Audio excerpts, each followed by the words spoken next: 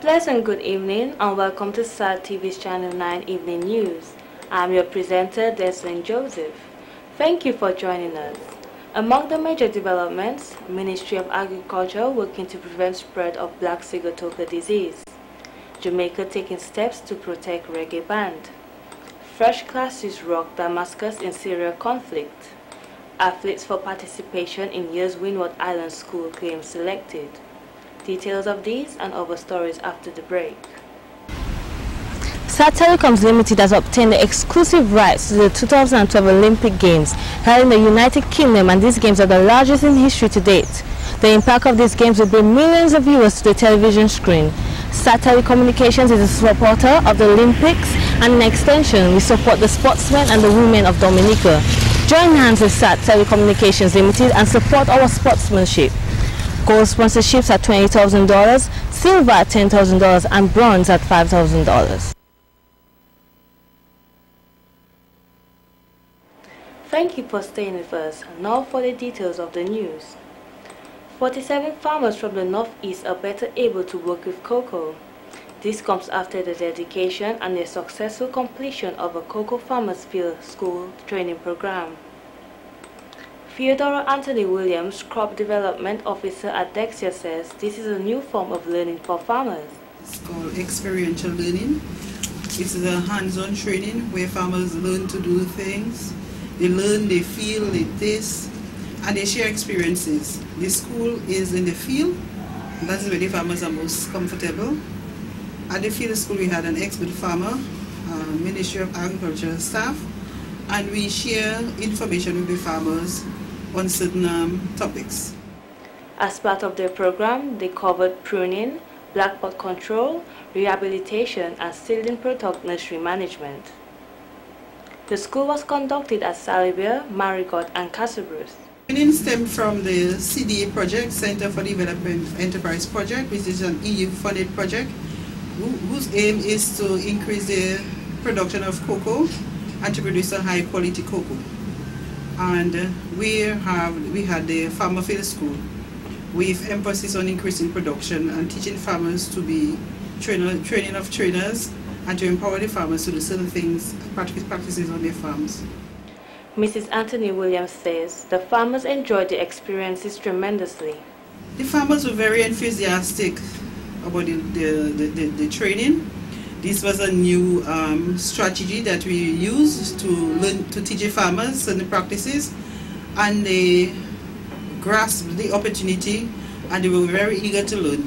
And we are looking forward to implementing some of the practices that they learn at the farmers field school on their farms and to increase production of cocoa. The farmers are from the communities of Benz to Concord, Kalinago Territory, and Casabruce. A graduation ceremony will be held at the Kalinago Barana Ote on July 18th. A number of health and other officials gathered at the Fort Young Hotel on Tuesday, July 17th for a skills building workshop on the development of a national workshop policy on HIV/AIDS and other chronic illnesses.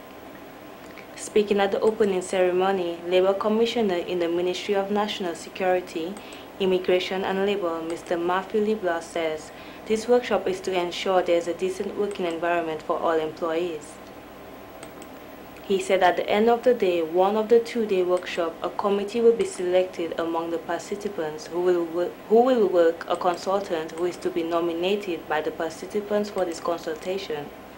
The ILO is currently promoting the decent work agenda, and the OECS countries in Dominica has in fact developed what is called a decent work country program.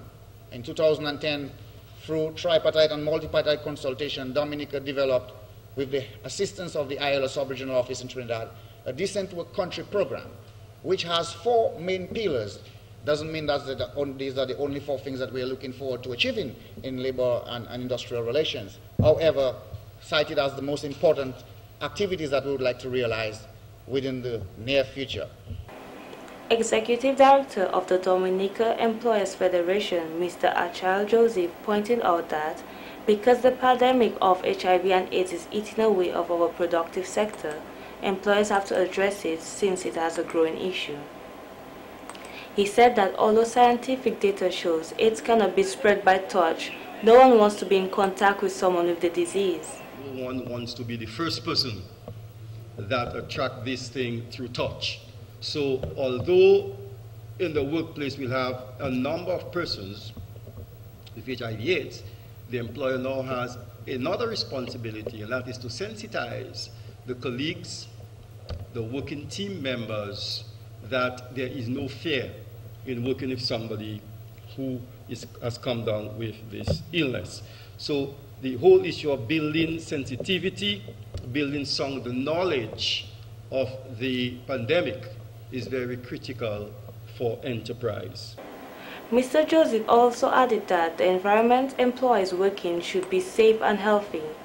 We cannot continue to do business not understanding that the environment in which we do business is increasingly becoming susceptible to health challenges. Not only HIV/AIDS, but CNCDs, and you just name it. If somebody doesn't suffer from one, they may well suffer from the other. So business and industry has to understand that it is a fact of life, and there may be no turning around. In other words, a lot of our efforts will be at containing and managing life challenges rather than turning it around. He added that the major issue in this country is fear, which operates as a catalyst at the workplace, although there is a workplace policy which is serving the employees well. Mr. Joseph went on to say they will be making improvements to the workplace document which they will send out to all employers.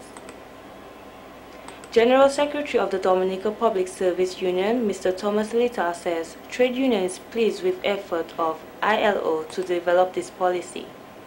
From time to time, we receive reports, that is the trade union, we receive reports of incidents of discrimination leveled against employees inflicted with such illnesses.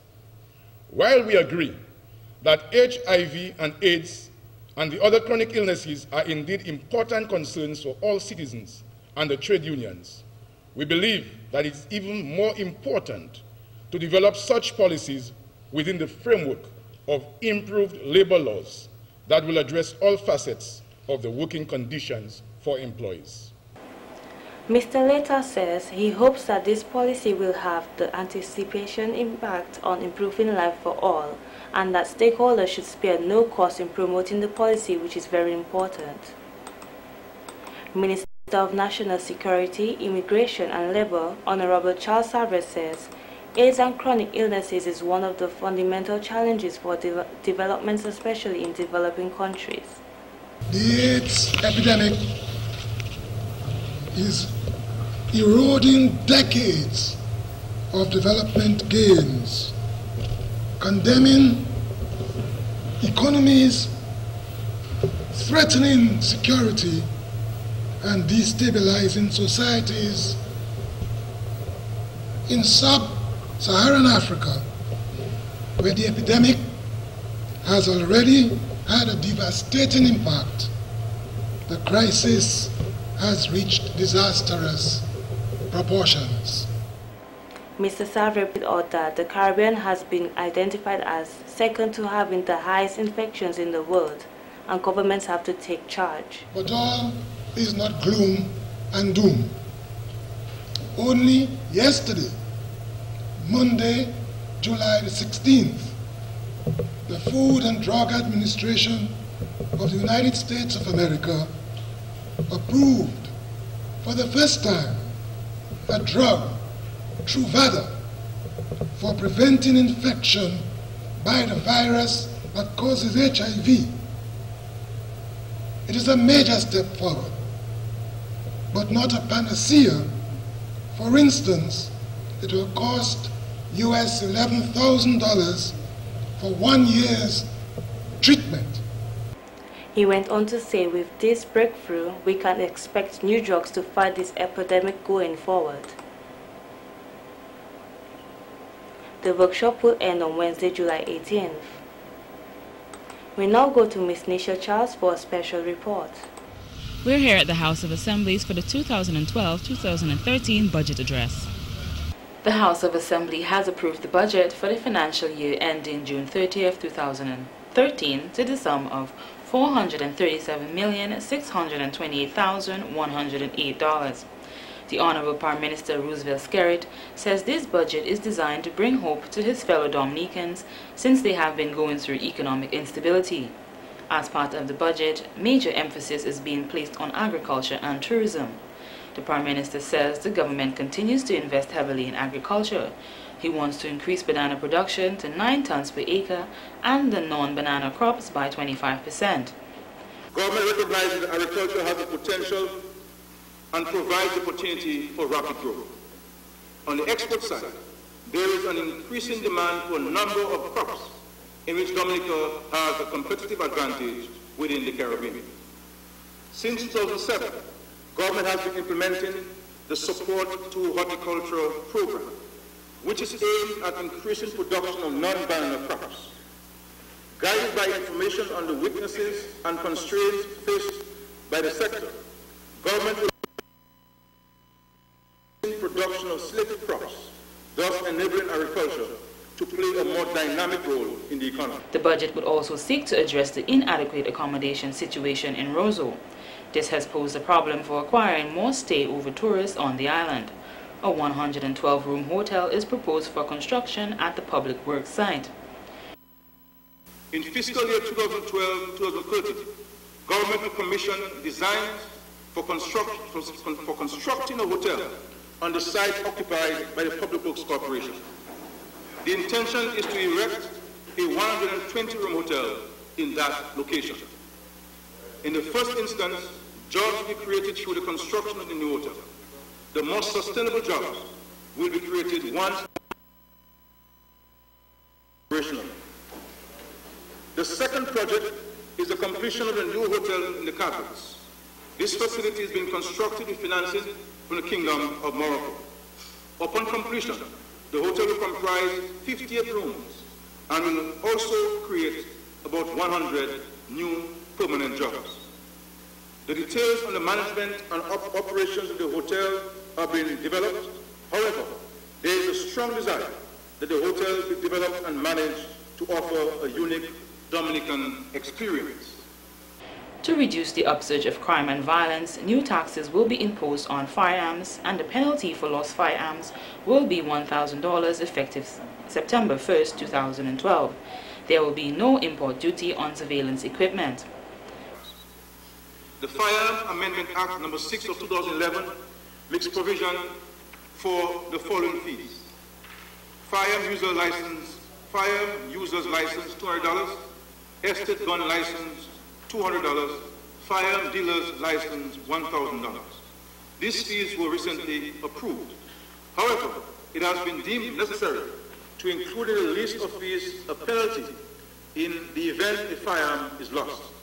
That fee is to be set at $1,000. That provision was included in the previous Firearms Act, but was omitted in the new Act No. 3 of 2011. Madam Speaker, it is important that those of us who have firearms and firearm license keep the firearms in very safe and secure locations. There has been a number of increases in fees for residency permits, work permits, and visas. Passport fees will also go up for residents. From $500 to $800. Student visas from $100 to $250.